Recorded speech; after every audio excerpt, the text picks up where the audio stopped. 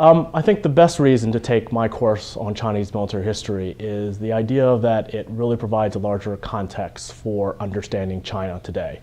What we're going to do is talk about strategic culture, their approach to warfighting, and their adaptation to military technology over the centuries. But I think even more importantly is the idea of really addressing misconceptions and all the information that's out there and providing a really solid frame of reference for you moving future if your career happens to touch upon China in any way in the future.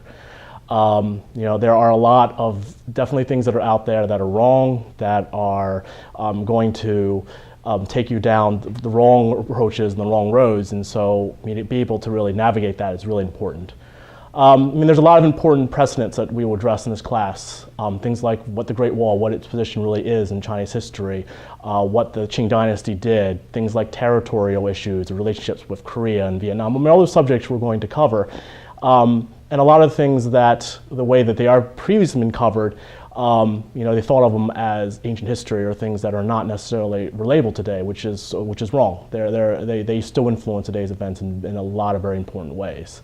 With that being said, Chinese history is daunting, and I'll grant you that it's going to be very tough to get in, to understand it. But I think starting with something very focused like Chinese military history, what you'll get is something very relatable, grounded subject, and it's a little more accessible than something like Chinese governance or society or philosophy, which is a little more esoteric.